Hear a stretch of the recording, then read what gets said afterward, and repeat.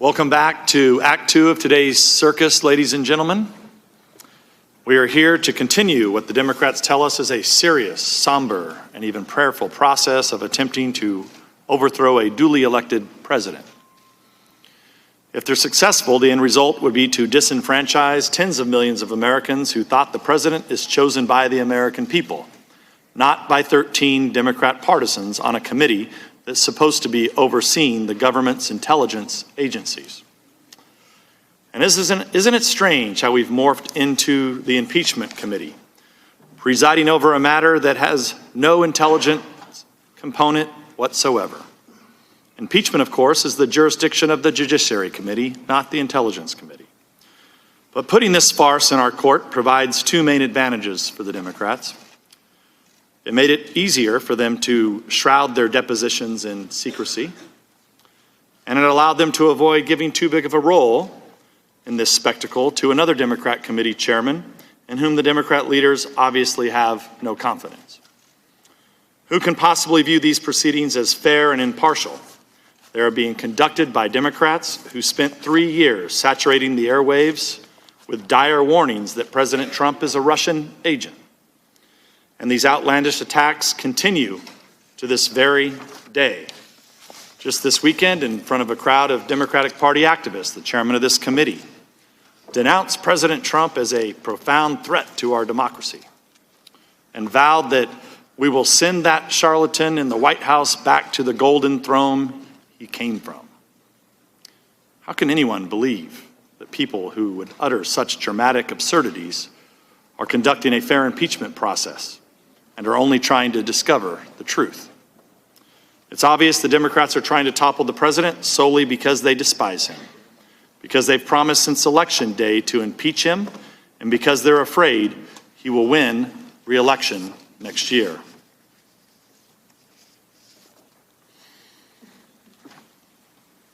No witnesses have identified any crime or impeachable offense committed by the president, but that doesn't matter.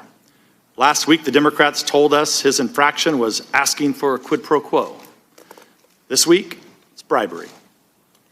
Who knows what ridiculous crime they'll be accusing him of next week. As witnesses, the Democrats have called a parade of government officials who don't like President Trump's Ukraine policy, even though they acknowledge he provided Ukraine with lethal military aid after the Obama administration refused to do so. They also resent his conduct of policy through channels outside their own authority and control. These actions, they argue, contradict the so-called interagency consensus. They don't seem to understand that the president alone is constitutionally vested with the authority to set the policy. The American people elect a president, not an interagency consensus. And of course, our previous witnesses had very little new information to share in these hearings. That's because these hearings are not designed to uncover new information. They're meant to showcase a hand-picked group of witnesses who the Democrats determined through their secret audition process will provide testimony most conducive and conducive to their accusations. In fact, by the time any witness says anything here, people are actually hearing it for the third time. They heard it first through the Democrats' cherry-picked leaks to their media sympathizers during the secret depositions. And second, when the Democrats published those deposition transcripts in a highly staged manner. Of course, there are no transcripts from crucial witnesses like Hunter Biden, who could testify about his well-paying job on the board of a corrupt Ukrainian company, or Alexander Chalupa, who worked on an election meddling scheme with Ukrainian officials on behalf of the Democratic National Committee and the Clinton campaign. That's because the Democrats refused to let us hear from them. As for evidence, what we're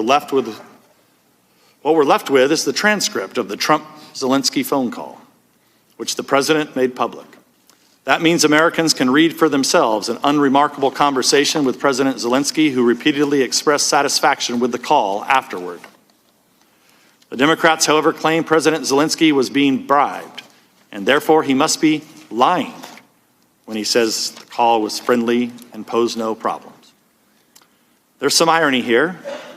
For weeks, we've heard the Democrats bemoan the damage President Trump supposedly caused to the U.S.-Ukrainian relations. But when the Ukrainian president contradicts their accusations, they publicly dismiss him as a liar. I may be wrong, but I'm fairly sure calling a friendly foreign president, newly elected, a liar violates their so-called interagency consensus.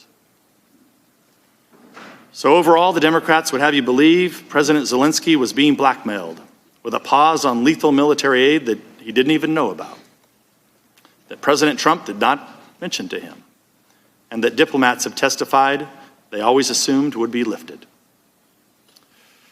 which it was, without the Ukrainians undertaking any of the actions they were supposedly being coerced into doing.